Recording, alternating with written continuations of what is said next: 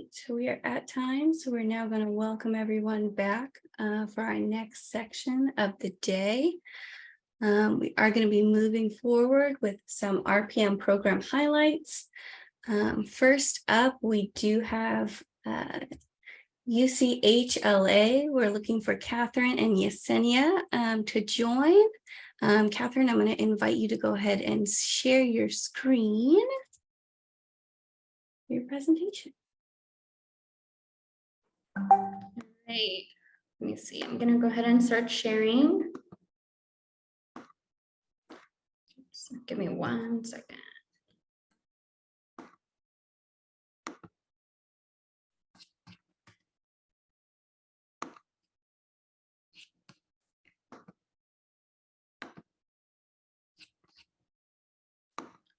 All right, is everyone able to see my screen? Yep. Okay, yes. Perfect. So I'm going to go ahead and get started. So I'm going to go ahead and present on behalf of Universal Community Health Center. And again, my name is Catherine Mencia. I'm a patient care coordinator here. So I'm going to go ahead and start with the agenda and just give a brief explanation on our background, initial implementation with the platforms that we're currently using for our RPM programs. And then lastly, if anybody has any questions. So I'm going to go ahead and get started with the background. So here we have Dr. Chavez. He is our CEO and founder of Universal Community Health Center. He founded UCHC in 2007 and started off with 1 location, and now we have expanded to 6 clinical sites and then 2 mobile units. Mobile clinics that serve more than 11,000 patients in our community, and we generate around a little over 50,000 visits per year. So Dr. Chavez does have a passion for integrating the integration of technology and medicine and how it can be leveraged to improve patient care. And up next, we have my director, Yesenia, who is not here right now, but I'll go ahead and present on her behalf. She obtained her Bachelor of Arts in Psychology from Cal State Dominguez Hills. She earned her master's in clinical psychology, and she holds over 9 years of healthcare expertise in nonprofits and federal qualified health centers. And she is also, through her multi-phase experience, Yesenia has grown to thrive in a high-intensity environment, specializing in quality assurance and quality improvement, management, data analytics. And she also provides training with eClinicalWorks, which is an EHR system that we use. And she serves in program development and data analytics here at UCHC. And then a little bit about myself. I am a patient care coordinator in the quality department at UCHC. I have a little over 3 years of experience in the healthcare field. And part of my role here is to oversee and manage our RPM programs for patients with chronic conditions, such as hypertension and diabetes management. So again, here's a picture of all of the sites that we currently have.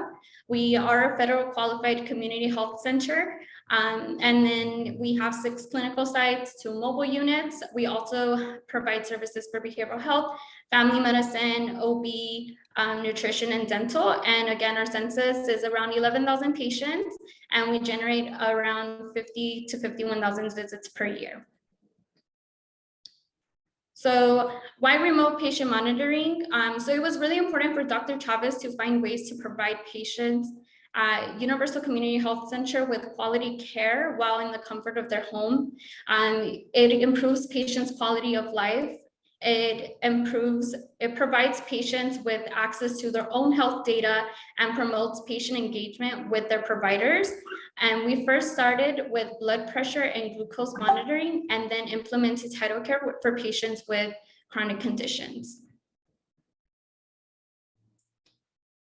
So initial implementation. So we currently have 3 remote patient monitoring programs in our clinic. So we have Tidal Care, which is a handheld exam kit, iHealth, which we use for blood pressure monitoring, and Glucose, which we use for blood glucose monitoring. So with Tidal Care, we first started Tidal Care in clinic in 2020 when the pandemic first, when we had to shut down due to the pandemic. So these tele-assisted visits were in The TidalCare devices were placed in every single room in the clinics. So patients were taught how to use the devices in the clinic and how to measure like their own vitals. So Dr. Chavez really wanted to find a way to provide the kits for patients to take home. That way they can have at-home visits, and we're able to follow up with the patients and provide better care for them, for the patients that can't come into the clinic as much. So just to go in more in detail with TidalCare, it is a HIPAA secure handheld exam kit and app that lets a patient perform guided medical exams with the medical provider. So with TidalCare, the patients can receive diagnosis, treatment plans, and prescriptions if needed, all from the comfort of their home. With this device, it includes the TidalCare device itself, and it has a built-in camera and a thermometer. It also comes with an otoscope, stethoscope, and tongue depressor adapter, a blood pressure cuff, a pulse oximeter device, and we also give patients iPads if they don't have a smartphone to pair the device to. And the way we identify these patients is the provider, if they feel that it's the right fit for them to receive this device, I will go ahead and set them up with the device and provide them with education, and then I will test it out with them just so and guide them through it. So when they have an appointment with their medical provider, they are prepared and they're able to perform, then check their own vitals.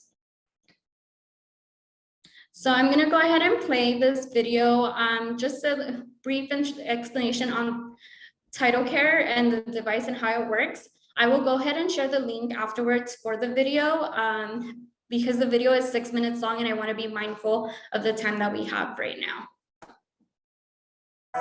Introducing TidalCare, on-site virtual exams with your medical provider at Universal Community Health Center.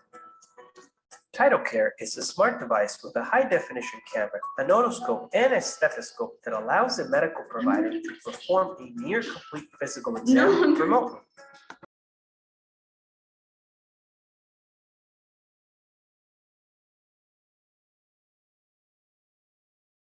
Catherine, it seems we lost sound. Patients, as well as listen for abnormalities of the heart, lungs, and abdomen.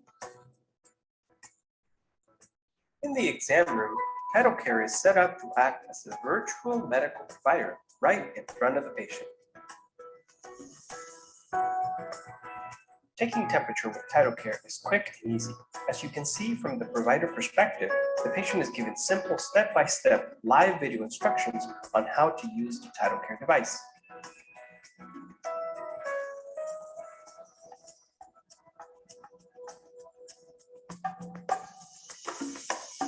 Within a few seconds, the infrared thermometer takes an accurate temperature reading.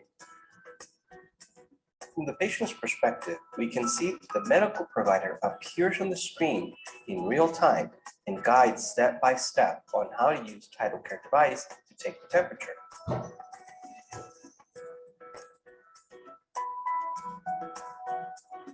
When TidalCare finishes taking the temperature, the results appear on the screen instantly and are shared with the patient.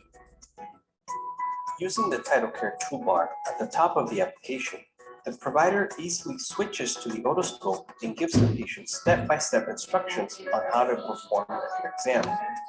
The provider has full control to turn on the examiner. From the medical provider's perspective, the live video feed shows in high-definition detail the anatomy of the ear structures, which allows for easy diagnosis of foreign body, infections, or impacted cerumen.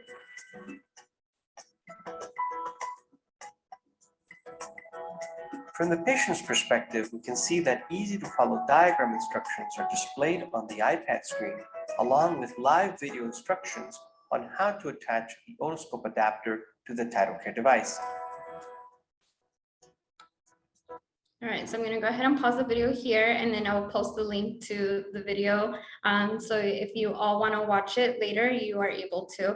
So Dr. Chavez was giving the demonstration and showing the patient how to use the device. And that's basically what I help patients do whenever I'm teaching them on, when I'm letting them know how TidalCare works and how the device works. I'm going to go ahead and move to the next slide. So moving on to our next program that we have here, Unified Care, which is iHealth, our blood pressure monitoring program. So we currently use the iHealth Ease device from iHealth, which is a wireless device that is compatible with any smartphone or tablet. This device is used to track vitals for blood pressure. So with iHealth, providers are able to see their patient's vitals and see a trend with their blood pressure to determine if they're controlled or uncontrolled, as well as if they need to make any adjustments to the patient's medications in order to get them to be controlled. In the iHealth portal, patients are able to communicate with providers or patient care coordinators if they have any questions or if they need any support, whether it be tech support or if they want to speak to their medical provider. So for this program, any patient that is pre-hypertensive or hypertensive qualified to be a part of it. As well as I want to add, we do have 2 champion providers. Well, actually, we started off with 2 champion providers, and now we have 4 champion providers that really focus a lot on our RPM programs and have visits with the patients that are enrolled in the program. And while they have these visits, the champion providers come up with care plans to provide better care for our patients to help them get controlled. And then they share those care plans with the patient's primary care provider. So the champion providers only focus on RPM with the patients that are enrolled to ensure patient engagement. So a little of how the provider might be able to determine whether or not the patient is controlled or see like a trend in their blood pressure. They do have access to our platforms and they are able to see all of the patient's vitals. So this is a little snippet of how the portal looks on our end. At the end of the month, iHealth actually generates monthly reports for each individual patient, which they do send us through our EHR system, and we review those documents with the providers. And I'll go ahead and show what that also looks like. So this is like a summary of the patient's vitals throughout the month.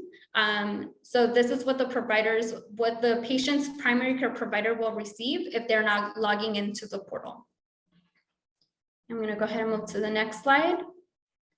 So moving on, we have our 3rd RPM program, GOGI, which is a blood glucose monitor, which we use for blood glucose monitoring. So GOGI glucometer is a multifunctional device that tracks blood glucose levels and ketone testing.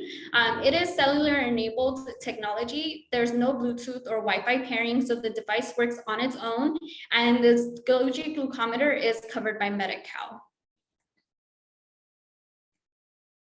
I'm going to go ahead and play this video from GOGI just to see how the device works.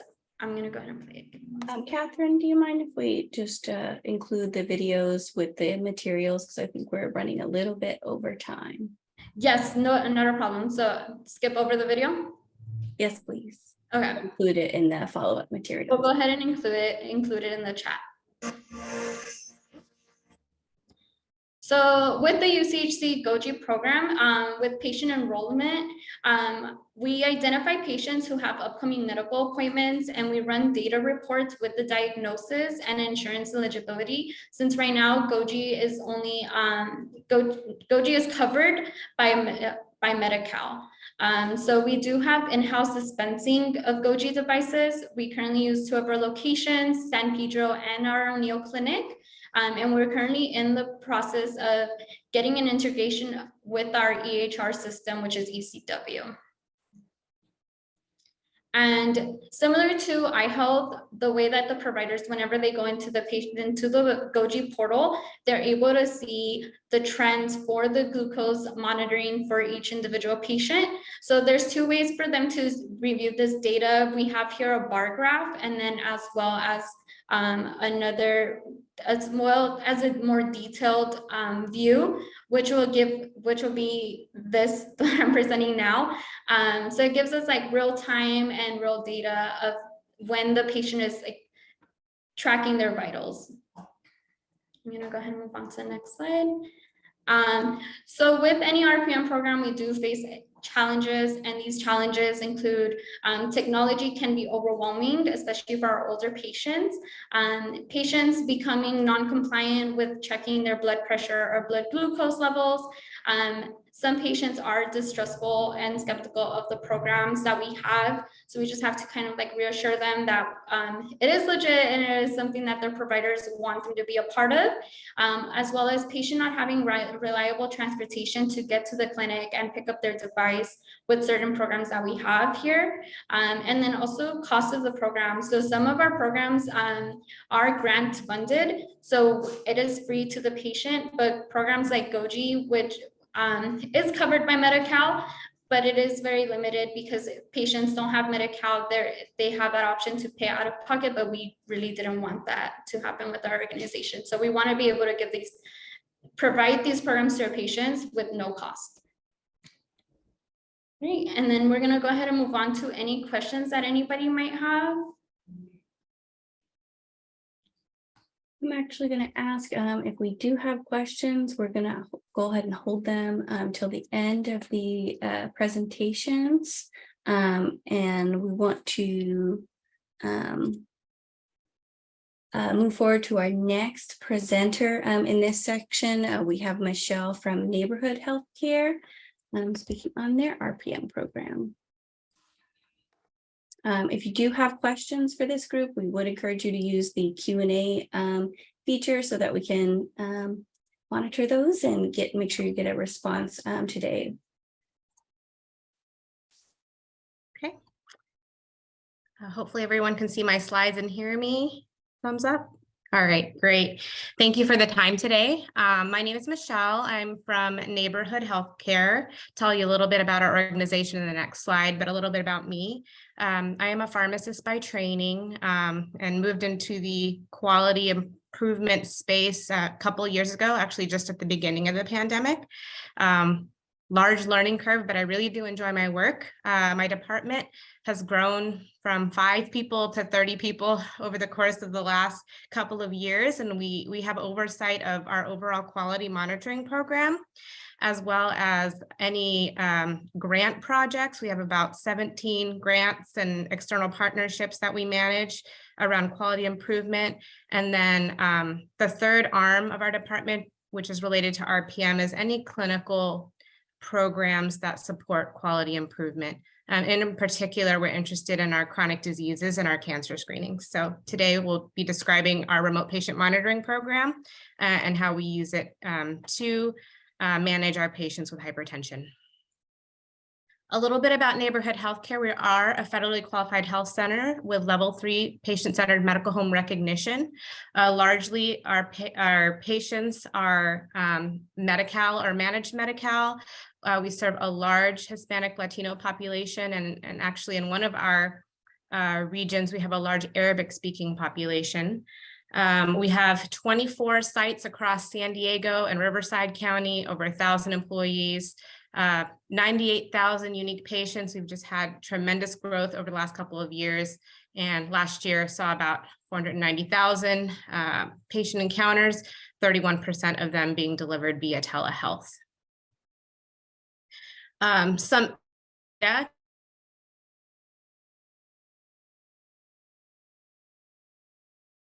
Just to share where we're coming from in the rate, trending from back to 2019. We actually had very good control blood pressure rates at that time at around 74%. And at that time, we were managing around 10,000 hypertension patients.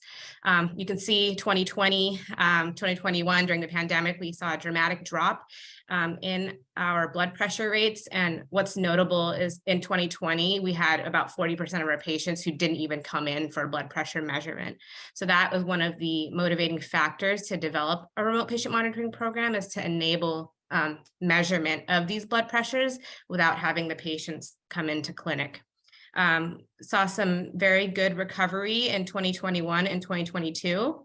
And our goal this year is to get back to where we were in 2019 and in the future to really be above 80% if we can. So very ambitious goals for our controlled blood pressure rates. The remote patient monitoring timeline really started back in August of 2020. And this really just began with a lot of exploratory conversations with different vendors. We probably talked to over 20 vendors about the types of solutions that they had available, pricing, demos of the different devices that were available. And that really was a 1-year process trying to figure out the funding and figuring out the best solution for neighborhood healthcare. We really wanted the technology to be easy for our patients. We wanted, in particular with connecting and pairing devices. And one thing we really wanted in our solution was to be able to provide the connection for the patient, which I'll show you in the next slide, rather than having to rely on the patient's own cellular devices to connect to the cloud. We started hiring staff to support this initiative, starting with an LVN care coordinator, and through some grant funding with one of our local organizations, we received 40 devices from a vendor called Life Care to just develop the workflows in one of our clinics and understand what it takes to enroll a patient into a blood pressure remote patient monitoring program. In June and August of 2021, we hired some more care coordinators. We finalized a vendor contract with VitalTech and AT&T. And VitalTech gave us a 4-week implementation and kickoff planning, technical assistance, and then we began actually distributing the kits in October of 2021. These kits include a blood pressure monitor and a weight scale, as well as a tablet. And then about a year later, we hired a 3rd care coordinator and shifted the LVN to do more triage and total population monitoring, because we had a need to have a dedicated individual just looking at the portal and just addressing any abnormal alerts. And all the while, we also optimized our clinical workflows and updated our hypertension clinical algorithm. So this is the just a schematic of what the VitalTech and AT&T remote patient monitoring solution that was designed for neighborhood healthcare. Different vendors can kind of customize and create what they want for you, depending on what services you're willing to pay for.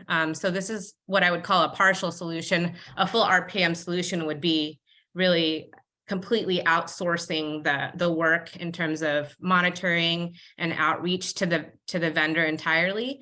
But this is kind of hybrid. So AT&T provides the cellular connection on the tablets. And we went with this FirstNet connection, which is kind of used in disaster preparation. So it's very reliable connectivity along with their tablets. And then VitalTech on the other side is the vendor that creates the app to get the data from the peripherals, which I stated are blood pressure monitors and weight scales. And then internally, neighborhood healthcare provides the outreach, the patient enrollment, the education, and the monitoring of all of the numbers in the portal. Here's another schematic of kind of what the components are. So what we have available to us in our contract is any combination of a blood pressure monitor, weight scale, glucometer, or pulse oximeter. The use case that we are using for it now is just the blood pressure monitor and the weight scale. I think we've done a couple of pulse oximeters on a case-by-case basis, depending on if a provider is really requesting it. But I would say the vast majority are the 2 peripherals, the blood pressure monitor and the weight scale. On the right here is just a view of what the app would look like. So it's really large icons. This app was actually developed with the intent for serving older adults. So the font is very big, the graphics are very easy to maneuver through. And then all of this data that's being transmitted to this app is also then transmitted to a cloud for the patient care team to monitor. There's also video visit capabilities. And if we wanted to bring a family member into a video visit, it has that capability as well. And then also some nutrition tracking applications and the ability to send out educational materials or surveys to patients. We haven't utilized any survey capabilities yet, but we have pushed out educational materials through the messaging feature of this app. So as one of the panelists had mentioned previously that this remote patient monitoring solution is not just a standalone thing. It's intended to be integrated into an entire care model to address and improve hypertension. So this kind of overviews, what our process and rationale is in terms of approaching hypertension. So, we identify all our patients that have uncontrolled hypertension. Primary care teams can refer, and we also have a population health outreach team that identifies patients. And then the next step is to figure out, do they have a blood pressure monitor? And then we equip them with one. We use team-based care at Neighborhood Healthcare. So we have different teams that could include a pharmacist, it could include a registered nurse, it includes patient care coordinators and providers. And depending on the complexity of the patient, we will apply different team members to help the patient optimize their medication regimen and provide education. But on the right here, what's very key to this model is that care coordinator. They really are the drivers of providing the lifestyle and the self-measured blood pressure education. They do all of the enrollment and monitoring for the platform, and then they help to reinforce the care plan, and they allow the primary care teams to they kind of offload that frequent monitoring that's needed for chronic disease management and act as that liaison between the patient and the primary care team.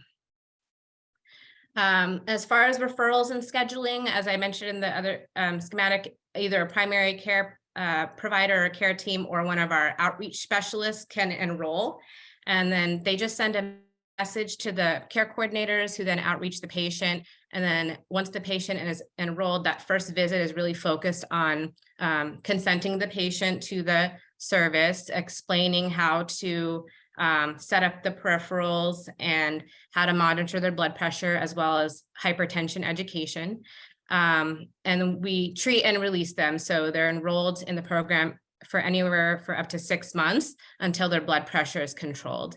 And the follow-up visits can include a visit with the primary care provider, or we also have an in-house chronic disease management program called the virtual care team that can manage the patient's blood pressure on the primary care team's behalf. So for the visit structure, they may be done in person, telehealth, and we also have mobile services vans that can go out to patients' homes if they're unable to come into the clinic. The care coordinator takes care of taking the vitals, they address preventative care gaps, they teach on the blood pressure monitors, and they may enroll them in the remote patient monitoring program for patients who are consent, and then the lifestyle education. And then as a complement to that visit, then the provider comes in and assesses the medications, educates on the disease state and disease risk, and then adjusts medications as needed. And this may be done in conjunction with provider extenders, such as a pharmacist or a registered nurse. Just some data that we've collected so far. So this line in purple here, all the way from when we started the pilot in February, shows the cumulative amount of devices that we have deployed for the remote patient monitoring unit. So we're up to 772 as of February. I just glanced at the portal right before this presentation, and it looks like 500 of the 700 are active. So that's probably where we're at in terms of being able to monitor across 3 care coordinators, 500 patients. And then this top line here is just our overall blood pressure distribution strategy, because we have some other initiatives regarding equipping all of our patients with blood pressure monitors. And then Neighborhood participated in a learning collaborative called the Virtual Care Innovation Network, and we looked at a snapshot of these patients. So of 456 patients that were given remote blood pressure monitors, at their initial visit, we had a 39% controlled blood pressure rate. And then when we took the snapshot, it was about 6 months after enrollment into the cohort. 71% of these patients' blood pressures were controlled. And then we kind of looked at it at different intervals. They're used to 60 to 90 days. And then the VSIN cohort was actually the diabetes population within this hypertension population. So we looked at just that and saw very similar results in terms of improvement in blood pressure control. And one interesting finding, which we have yet to explain, is that just by giving these patients blood pressure monitors, they seem to have an improvement in their A1C control rate as well. And we think that the frequent touches that these patients get, every 2 to 4 week follow-ups instead of every 3 months, they're also getting their diabetes addressed in addition to their blood pressure. So areas of improvement, right now we have a lot of grant funding for this program. And at some point we do need to define like what the ideal patient is for remote patient monitoring versus those who should just get the low tech self blood pressure monitoring devices. Right now, because we have funding to kind of give these out to our patients, anybody with a blood pressure over 140/90 is eligible. And we're probably, for sustainability purposes, are going to have to narrow that definition in the future. I would like to explore group education. Right now, a lot of these visits are one-on-one. And then increase the use case and the other educational features for the older adult population. We are pursuing an electronic interface. And right now the data is only really accessible to the care coordinators. So wanting to figure out a streamlined and easy way to train frontline staff to access the data that's in the portal. And what I didn't anticipate, having come from a clinical background, was the inventory management aspect of this program, to really manage thousands of devices and try to match the funding sources depending on time restrictions from grants and vendor credits. It got a little confusing. I would say it took about a year to really get all of the timing right with the grant funding. For future, we are looking to utilize the chronic care management codes. Because we are an FQHC, we're not eligible for reimbursement for the RPM codes. So seeing how we can use some of that in between visit activity that these care coordinators are doing and build the CCM codes.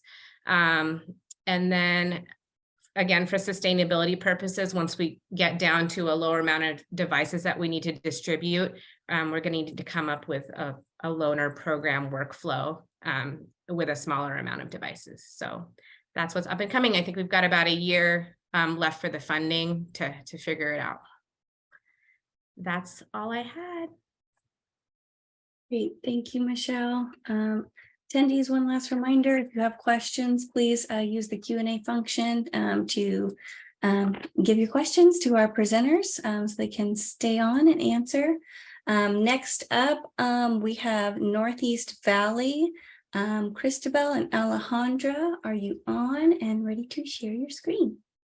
Hi there, this is Alejandra, yes, and Cristobal is on as well. So we'll be pulling up the slide.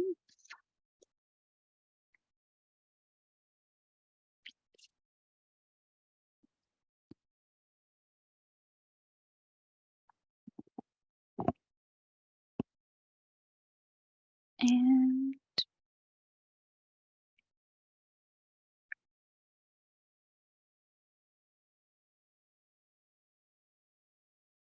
alrighty. So good afternoon, everyone. My name is Alejandra Mata. I'm the Associate Director of Health Equity at Northeast Valley.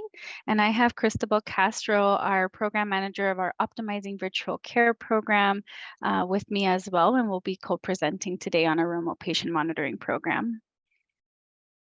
So a little bit about Northeast Valley.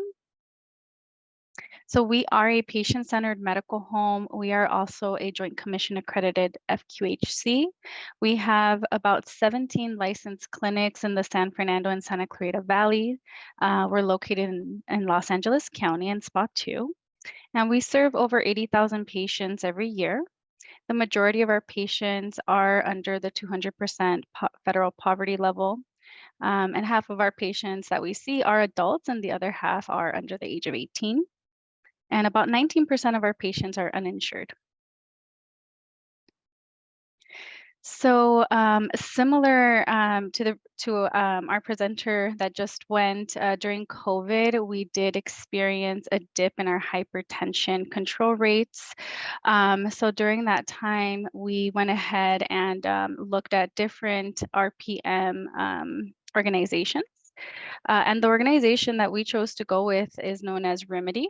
They offer a web-based clinical management platform, so pretty much an online portal that we're able to access through our EMR. So different reasons as to why we went with Remedy. They did offer cellular connected devices, and as we've heard before, these tend to be a little bit easier for our patients to use, especially considering low digital literacy. Just because this does not cellular connected devices does not require the user to connect to Wi-Fi or download an app or enable their Bluetooth. It's very simple. They just either check their blood pressure, their glucose, or their weight from a remote location outside of the health center, and that reading automatically uploads to an online platform. Another reason that we liked Remedy was because they had experience with EHR integration, specifically with our EMR. We use NextGen. So they did have prior experience with data integration, which was very helpful in making this transition a little bit easier for us. We also had ongoing, or we continue to have ongoing technical assistant calls with them. So they are very helpful in troubleshooting any areas, but they also take any feedback. So if we wanted to make some type of maybe edit or revision to a dashboard that they automate, they're very flexible in doing that, and they take our feedback into consideration and kind of customize the features of their platform, which we really do appreciate. So going on to our next program, we started with Remedy for a very small pilot. We know that RPM can be somewhat expensive. So of course, looking for appropriate funding. So when that opportunity presented itself, we wanted to start with a very small pilot of 50 patients with uncontrolled hypertension. So we distributed 50 cellular connected blood pressure monitors to high-risk patients with blood pressure uncontrolled. And we ended up developing a recruitment script, really highlighting the key points of our program and kind of incentivizing the patients as to why this is such a great and seamless program.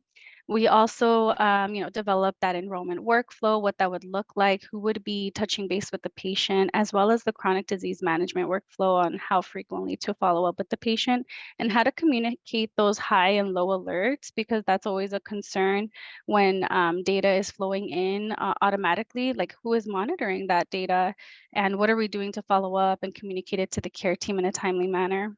So for this small pilot, we did hire a full-time remote patient monitoring program coordinator that carried out the task of identifying patients, recruiting them, enrolling them, and following up with them, as well as engaging with the care team. And we right away, we did develop our RPM hypertension dashboard, which we'll be sharing in the next slide. And we would, of course, share this data with our leadership team just to keep them engaged and notified on the progress of the program. So on the next slide, we'll look at our dashboard, and I do apologize, it's a little small, but here we have 3 different lines. We're looking from the period of when our pilot began in April of 2021 and following this over a course of a year, so ending in April of 2022. And in the blue line would be our RPM 50 patient pilot that we're following. The green line represents our overall hypertension population, and the purple line is actually patients with unconnected devices. So those are the regular devices that they used to receive through DME, now being received through a blood pressure referral or blood pressure monitor, excuse me, prescription, or one that they purchase at any drugstore. So following the blue line, we do see that our patients in our RPM program were at lower hypertension control. So I believe they're at a 41.7% control rate at the start of the program. And towards the 12-month follow-up, we can see that they ended up increasing their hypertension control rate to a 68% in April of 2022. And we can kind of see our highest peaks. So in January 2022, we did see a high peak of 71%. So these patients did show promising improvement. So we actually decided to move forward with expanding our RPM program due to looking at this data. So on the next slide, we'll be talking about our RPM expansion program, which is the program that Cristobal oversees. So I'll hand it over to her to continue the presentation. Yes, everyone. So following up with our RPM expansion, so we did have 2 grants, and through those 2 grants, we were able to expand with more devices. NEVHC was awarded the HRSA American Rescue Plan, ARP grant, and the HRSA Optimizing Virtual Care, OVC grant, which allowed us to expand or make 2 expansions. So with the ARP grant, we continued managing the 50 pilot patients with hypertension, but we also were able to add 50 glucometers for patients with diabetes, and we added 100 additional blood pressure monitors for patients with hypertension. So this was what we called the small expansion. Now, part of the big expansion with OVC, we were able to add 25 weight scales for patients with congestive heart failure. We added 375 additional blood pressure monitors for patients with hypertension and 600 additional glucometers for patients with diabetes. So with that said, having more devices means we did need more manpower to follow up with these patients. Therefore, we did hire additional staff, myself included. We needed a team to assist with all program activities, the coordination, the device distribution, and of course, the management of the patients in order to keep up with their chronic diseases. So we did hire a program manager, which was in charge of the management or is in charge of the management of program activities and the personnel, which include 4 full-time health educators and 3 full-time community health workers. Health educators are keeping up with patient recruitment and enrollment. They are doing device distribution, and they're doing the chronic disease education with the patient. They monitor the platform, which is Remedy, they're looking out for any critically high values or any low readings. And of course, coordinating with the primary care provider or others in the care team as needed. We also have the community health workers who as well help with the patient recruitment, but they are also assessing the patients for any needs or anything that they could provide resources for. So they are doing social determinants of health, SDOH screenings.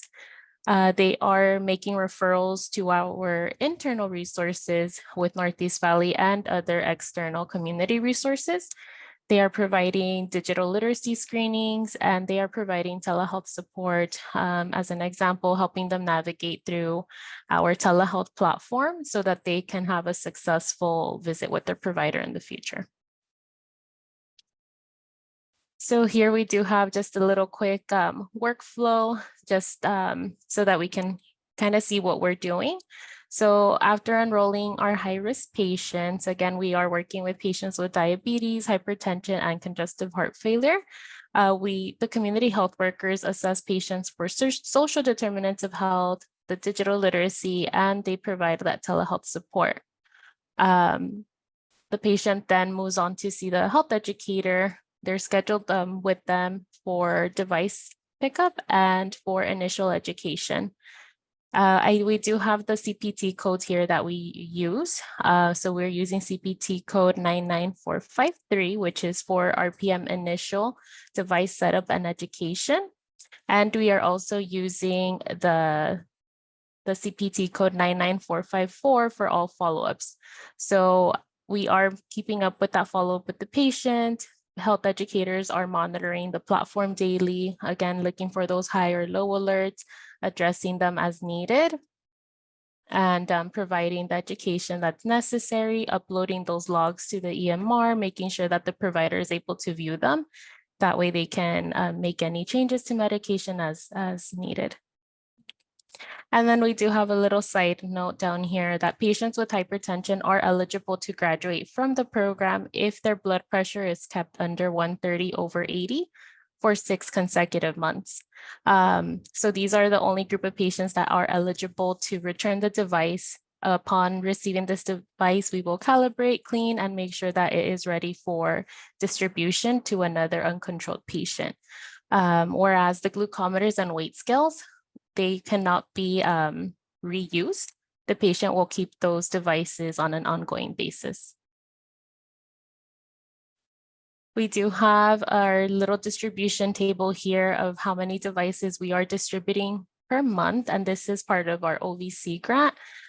So just to take a quick look at this table, we are looking at the blood pressure monitors, the glucometers, and weight scales. We do have our goal listed here. Our goal is to distribute 38 blood pressure monitors per month, 60 glucometers per month, and 3 weight scales per month.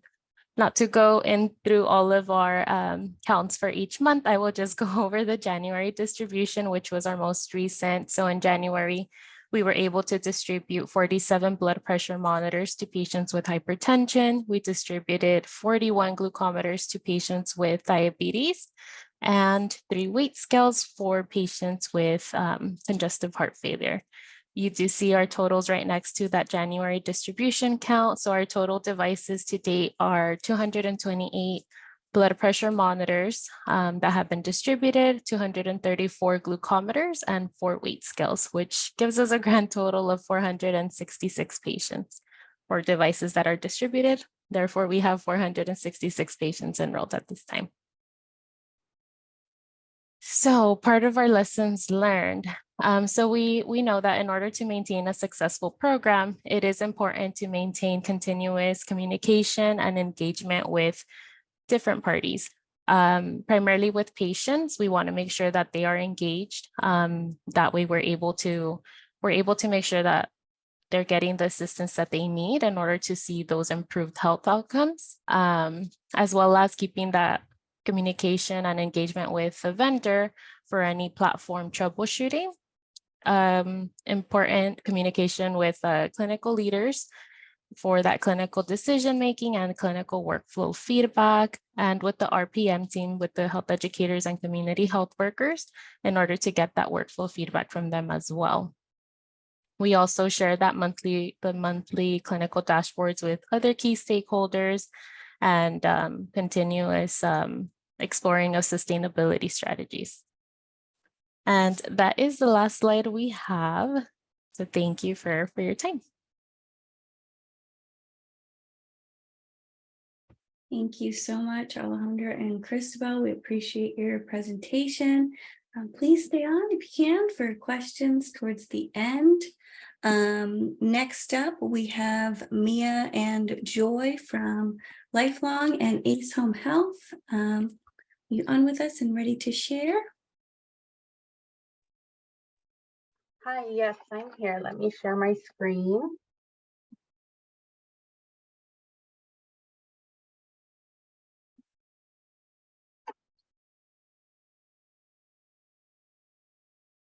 All right. Great questions being submitted, so please hold with us. We'll get to them shortly. Thank you all. All right, I can begin. Yes. Hi, everyone. My name is Mia Kalamba. I am a Quality Improvement Coordinator and Program Lead for the Blood Pressure at Home program for lifelong medical care. And this is Joy Pardillo, Director of Care Management Services for ACE Home Health and Hospice, and Program Lead for the Remote Patient Monitoring Program. I'll begin with the BPA overview. We launched in November 2020 to support patients during the pandemic and limit exposure to COVID, and open the doors to healthcare technology.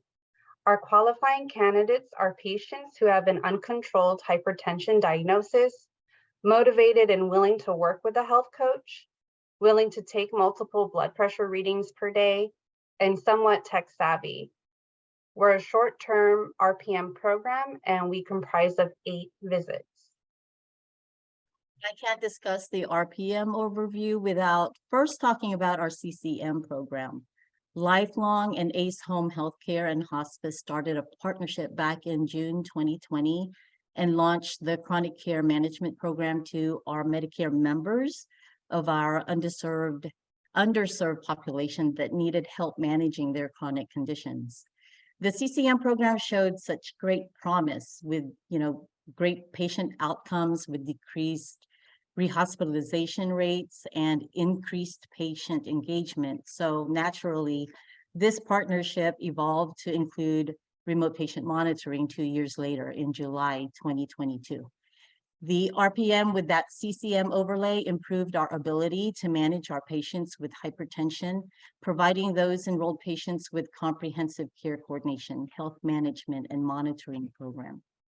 Initially, RPM was piloted to our CCM enrolled patients with hypertension, then to other patients with hypertension, whether or not they were currently enrolled in CCM.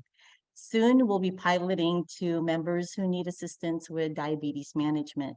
On a side note, we do have one patient with an RPM glucometer, and just within a few months, his A1C dropped from over 10 to 6.2. So that's pretty good.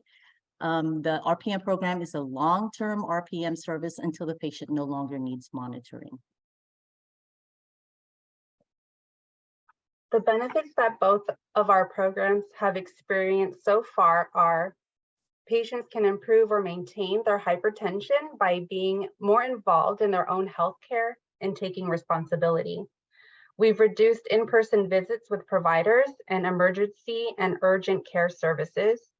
We reduced patient exposure to COVID-19 by minimizing travel expenses and efforts. We've increased RPM initiatives and healthcare technology to connect patients with their providers. A BPAW success story I would like to share is a patient came to us by one of our outreach campaigns. She's a 65-year-old female with a diagnosis of hypertension and COPD and a former smoker. Her blood pressure readings were always over 150 or 160. As the patient continued to work with our health coach, she started to share the information that she learned during our appointments with her family. Her husband was in charge of making dinner a few nights a week and learned to switch from fried foods to baked foods instead. The patient enjoyed the one-on-one attention from the health coach so much that the husband switched back to Lifelong in hopes to begin working with the BPAW program too.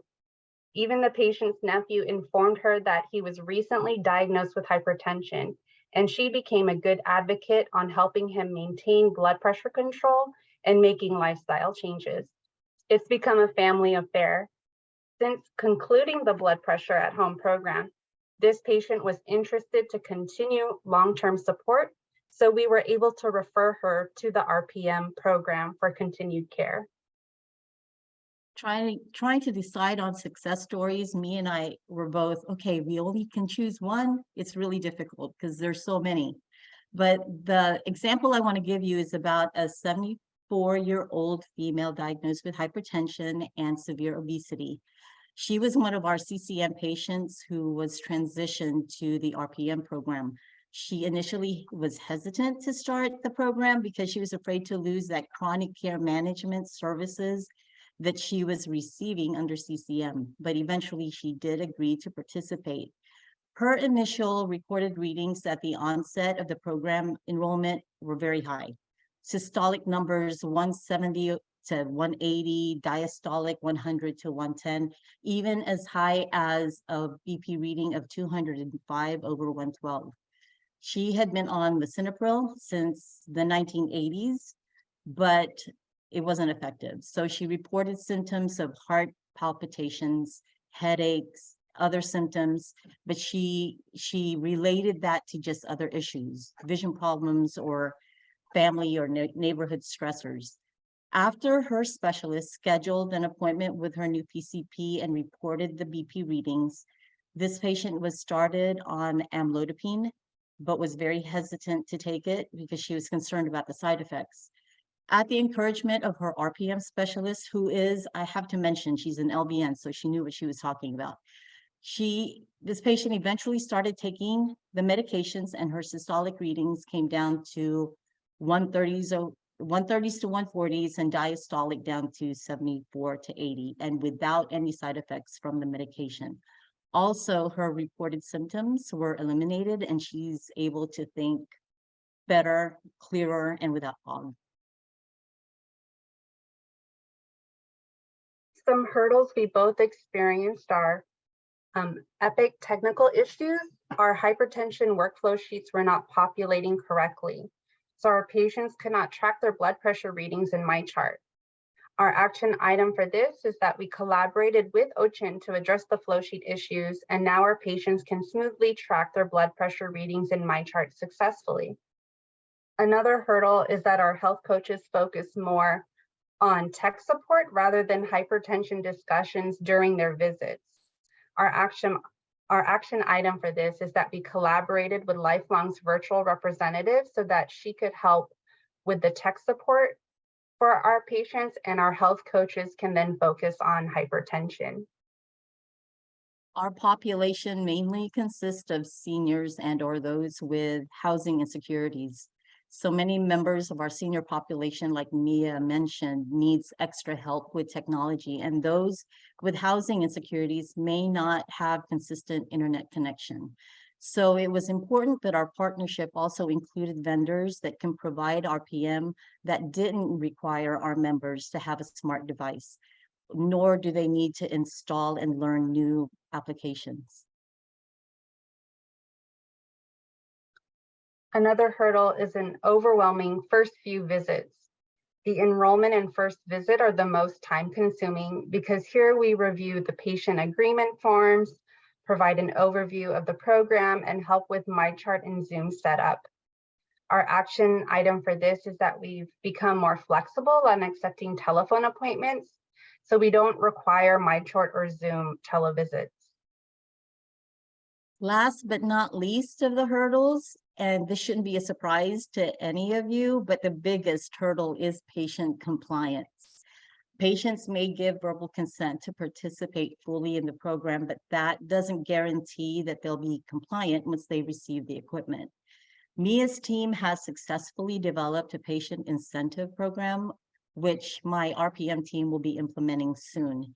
It's basically a reward system.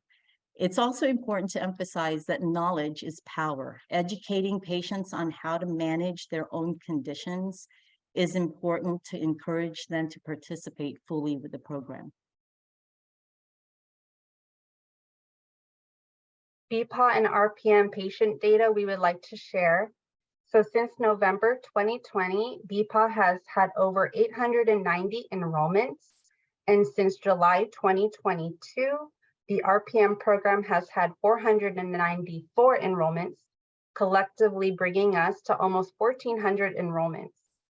Lifelong's hypertension dashboard of blood pressure control is at 51% and 50% control for our BPA patients. This graph shows the systolic and diastolic numbers for our RPM enrolled patients from the onset of the program in July 2022 to December 2022. Within 6 months, our systolic average dropped more than 5 points and our diastolic average dropped more than 4 points. Our BPA workflow summary begins with outreach. This can come from a provider, population health specialist, a hypertension health coach, or from mass campaigns that I run. These patients are then added to the referral pool in Epic, where our health coaches can pick up patients and move into the enrollment visit. Here we check for qualifications for the program, coordinate the blood pressure bag delivery, and set up MyChart in Zoom if needed. Visits 1, 2, and 3 consist of SMBP education and patient education for reinforcement. Visit number 4 is usually where the patient meets their provider. Here they review the SMBP readings that were tracked from visits 1 through 3 and initiate goal setting for medication or treatment changes or lifestyle and nutrition changes and goal setting. Visits 5 through 8 are continued goal setting, continued SMBP checks, and program completion. Outreach for the RPM program is performed by RPM specialists who are degreed clinicians consisting of RNs, LVNs, PTs, OTs, PTAs with clinical experience, most in the home health or hospice setting, and whose roles were repurposed during the pandemic. Having hospice and home health experience gives them a different level of understanding of care in the home, even if that care is done virtually. For example, we have one specialist, an OT with over 20 years experience in very varying settings, sent one of her patients to the hospital because during a call with him, she noticed his slurred speech and difficulty completing his thoughts. He was admitted, but eventually he did come home without any residual effects from that stroke. Referrals come from different sources. It comes from providers.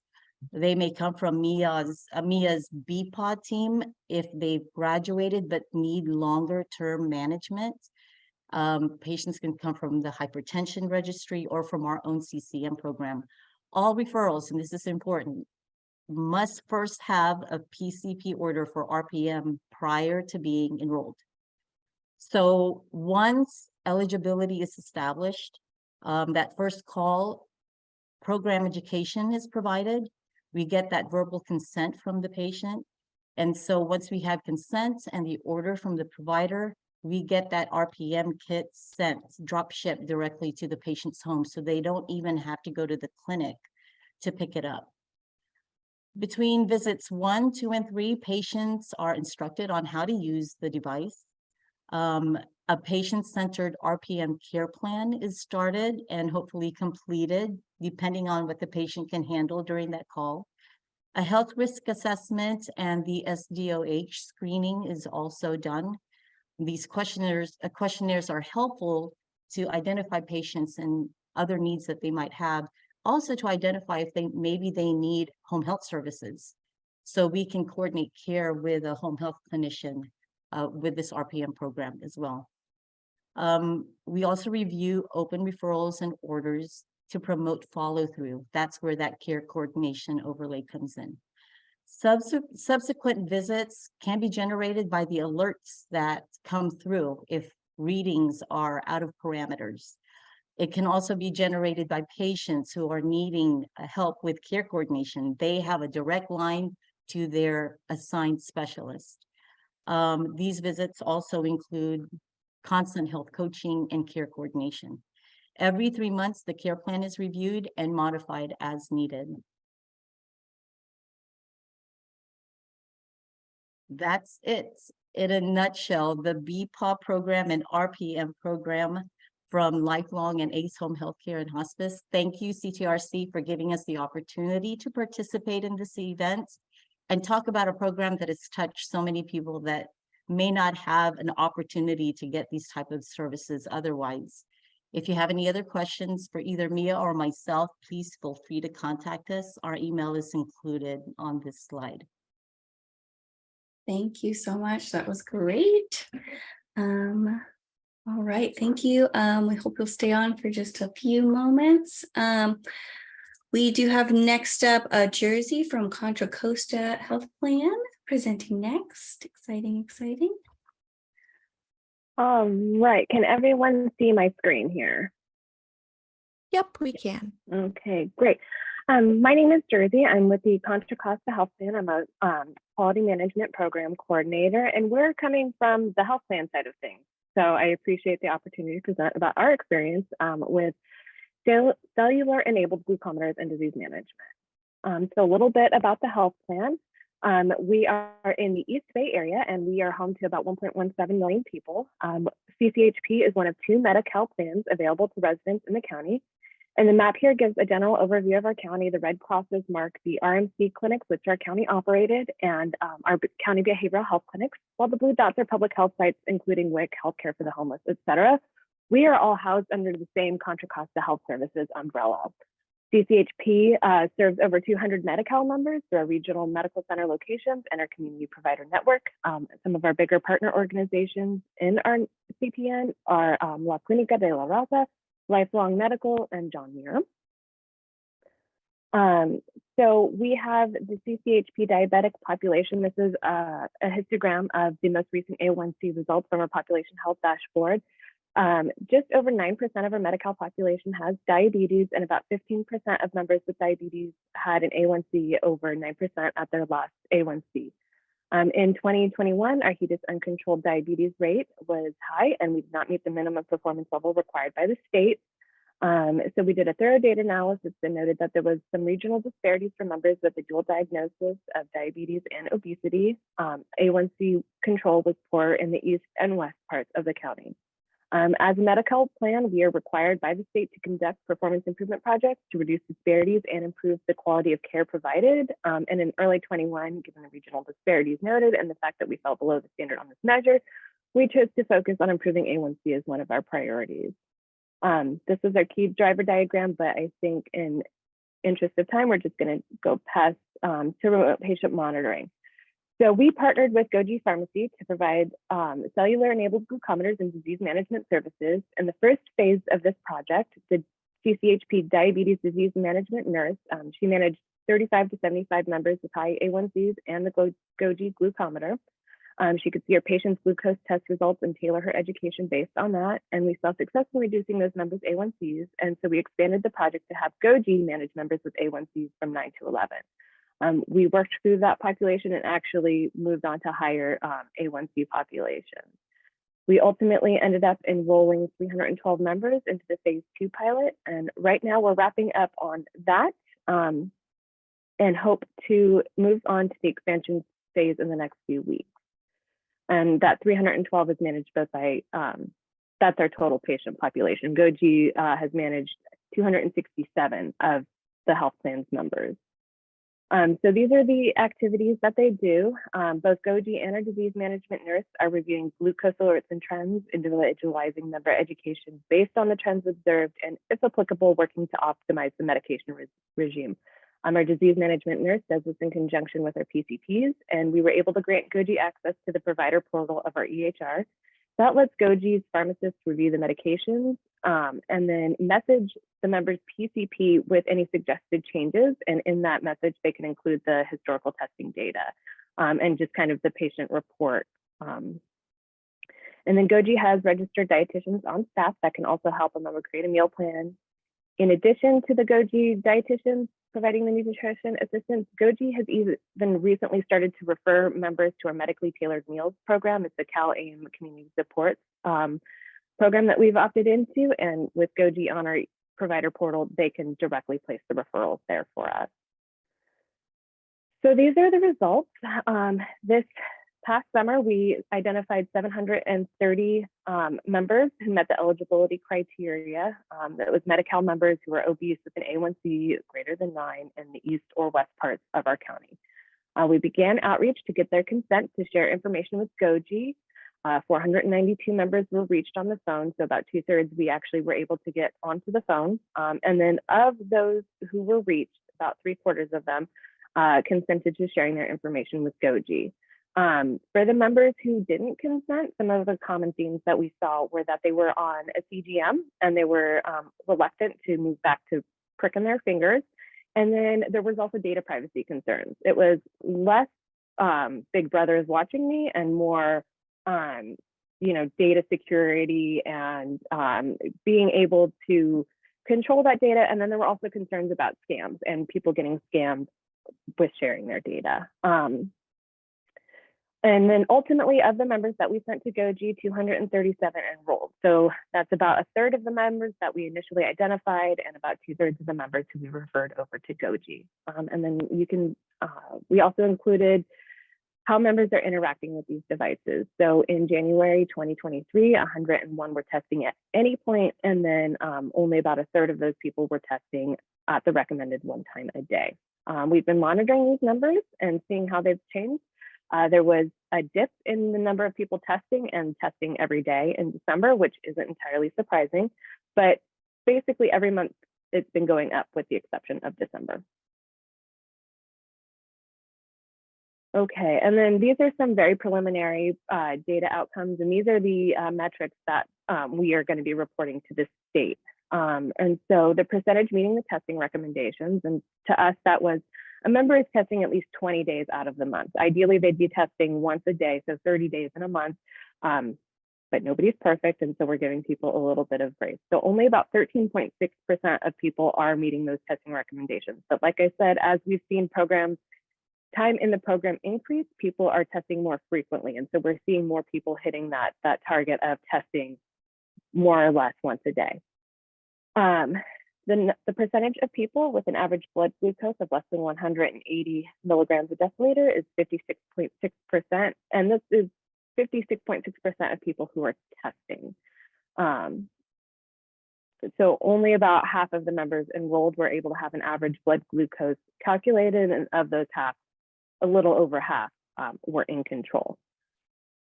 And then the percentage with their most recent A1C of less than 9. So a little over a third of these members have had a repeat A1C that is less than 9. And this 1/3 is the overall population. If we limit it to the number of people who just have a pre and a post, it is 51.4% or at less than 9% for their last A1C. Only about 2/3 of members have had their follow-up A1C. We're still in the follow-up period for a lot of these people. And then the average A1Cs for the GOG managed group has decreased from 10.0 to 9.1, so a 9% reduction. We're really eager to see how this continues as people are in the program for longer. So some of the successes we wanted to share is that we were able to enroll 312 total members. That's both managed by GOG and our disease management nurse.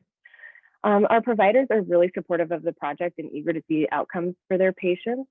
Over 80% of respondents to a survey indicated that their overall experience in the pilot has been positive, and survey respondents have stated that the education and resources provided were helpful.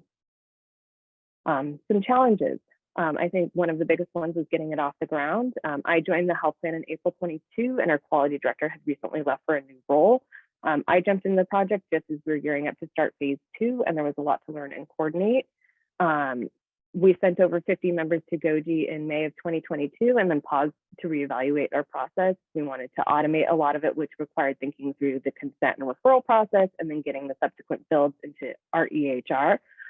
This was also happening at the time when the state has been making some revolutionary changes to how Medi-Cal is delivered and the population health initiative. So the resources on the CCHP side were in high demand.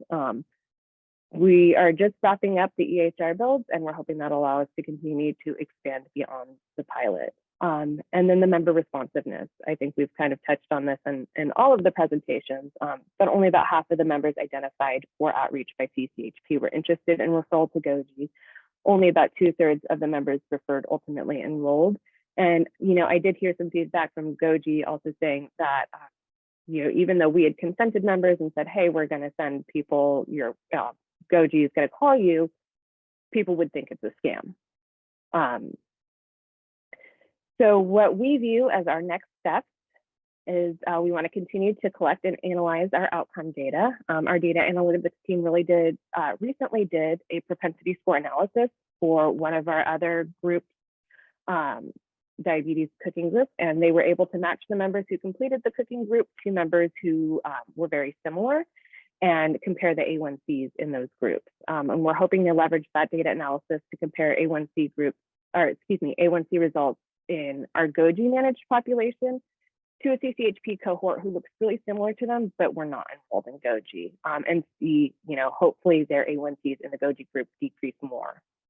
We want to expand this program to any member who has an A1C greater than 8, and we want to use a data-driven approach to identify these members, automatically send them a message via MyChart, our EHR, have them consent, and then have that consent automatically export to a referral to GOG and have GOG pick them up on the other end.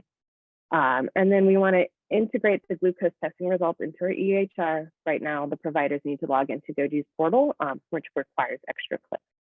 And then finally, how can we expand RPM to other chronic disease management, other chronic diseases? So wanted to say thank you for the opportunity to present and looking forward to answering any questions. I also want to say thanks to GOG and to our disease management nurse, who I believe are on the call. Thank you.